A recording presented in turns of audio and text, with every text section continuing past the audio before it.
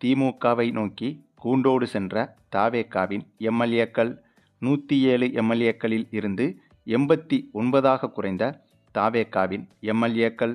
கூட்டணிகளை சேர்த்தாலும் பெரும்பான்மையை இழந்து நிற்கும் தவேகா.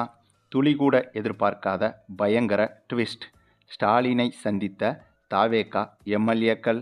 அதாவது தமிழக அரசியலின் பரபரப்பு என்பது நாளுக்கு நாள் அதிகமாகிக் கொண்டேதான் போகிறது. அதுவும் நேற்றைய தினம்தான் சட்டப்பேரவையில் தவேகா ஆட்சி அமைப்பதற்கான பெரும்பான்மை வாக்கெடுப்பு நடைபெற்றது. அந்த பெரும்பான்மை வாக்கெடுப்பில் அதிமுக ஆதரவாளர்களுடன் சேர்ந்து தவேகா மிகப்பெரிய பெரும்பான்மையை நிரூபித்தது. ஆகவே அடுத்த 6 மாத காலம் தவேகா ஆட்சி தொடர்வதில் எந்த ஒரு சிக்கலும் இருக்கப் போவதில்லை. இதன் காரணமாக எந்த பிரச்சனையும் இன்றி அடுத்த 6 மாத காலம் விஜயின் கட்சி ஆட்சியை நடத்தும் என்று எதிர்பார்த்து வந்த இந்த நிலையில் தமிழக மக்கள் யாரும் துளிகூட யோசித்து பார்க்க முடியாத ஒரு சம்பவம் நடந்திருக்கிறது. அதாவது திடீரென தவேகா கட்சியை சேர்ந்த எம்எல்ஏக்கள் 20க்கும் மேற்பட்டவர்கள் திமுகவில் இணைய இருப்பதாக தகவல்கள் வெளியாகியிருக்கிறது. இதற்கு மிக முக்கிய காரணம் நேற்று சட்டப்பேரவையில் நடந்த முக்கியமான நிகழ்வுகள்தான். ஏனென்றால் விஜய் முதல்வராகி 5 நாட்கள் தான் ஆகிறது. ஆனால் அதற்குள் விஜய் கட்சி மீதான, அதாவது விஜயின் ஆட்சி மீதான விமர்சனங்கள் என்பது மொத்தமாக வர ஆரம்பித்துவிட்டது. ஜோதிடர் ஒருவருக்கு முக்கியமான அரசு பதவி கொடுத்த விஜயின் அந்த செயல் மிகப்பெரிய அதிருப்தியை ஏற்படுத்தியது என்றும் சொல்லப்பட்டது.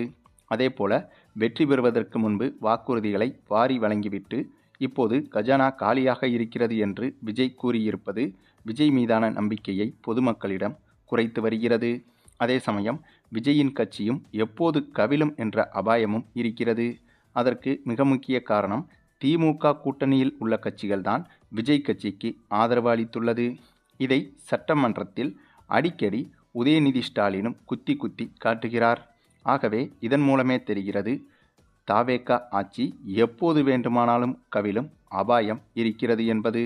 ஏனென்றால் திமுகவின் கூட்டணி கட்சிகள் எப்போது வேண்டுமானாலும் அவர்களது ஆதரவை வாபஸ் வாங்குவதற்கு வாய்ப்புகள் இருக்கிறது. அப்படி ஆதரவை வாபஸ் வாங்கிவிட்டால் உடனடியாக தவேகா ஆட்சி கவிழ்ந்துவிடும்.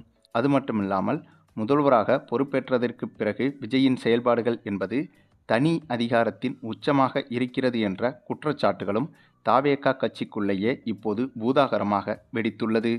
தவேகா கட்சியில் இருக்கும் முக்கியமான சீனியர்கள் சிலர் முக்கியமான கருத்துக்களை கூறினாலும் அதை கூட விஜய் கேட்பதில்லை என்றும் சொல்லப்படுகிறது. ஆகவே இப்படியே போனால் இந்த ஆட்சி விரைவில் கவிழ்ந்து விடுவதற்கான வாய்ப்புகளும் பிரகாசமாக தெரிகிறது என்பதை தவேகா எம்எல்ஏக்கள் உணர்ந்து விட்டார்களோ என்னமோங்க. அதனால்தான் நேற்றிலிருந்து திமுக முக்கிய தலைவர்களிடம் தவேகா எம்எல்ஏக்கள் அடுத்தடுத்து பேசி வருவதாகவும் 20க்கும் மேற்பட்ட தவேகா எம்எல்ஏக்கள் திமுகவில் இணைய இருப்பதாகவும் தகவல்கள் வெளியாகியிருக்கிறது. அப்படி மட்டும் திமுகவில் 20க்கும் மேற்பட்ட தவேகா எம்எல்ஏக்கள் இணைந்துவிட்டால் தவேகா ஆட்சி உடனடியாக கவிழ்ந்துவிடும் அபாயமும் இருக்கிறது. அப்படி கவிழ்ந்துவிட்டால் ஒன்று மீண்டும் தேர்தல் நடைபெறும், அல்லது திமுக அதிமுக கூட்டணி போட்டு திமுக தலைவர் ஸ்டாலின் மீண்டும் முதல்வராக பதவியேற்பதற்கும் அதிக வாய்ப்புகள் இருக்கிறது.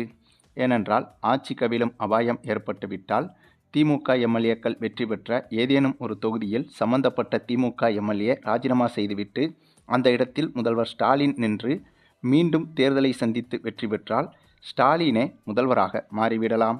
ஆக இதுபோன்ற சூழல் இப்போது தமிழக அரசியலில் உருவாவதற்கு அதிக வாய்ப்புகள் தெரிகிறது என்றும் அரசியல் விமர்சகர்கள் பலரும் கூறி வருகின்றனர். இது குறித்த உங்களுடைய கருத்துக்களையும் கமெண்டில் தெரிவிங்க.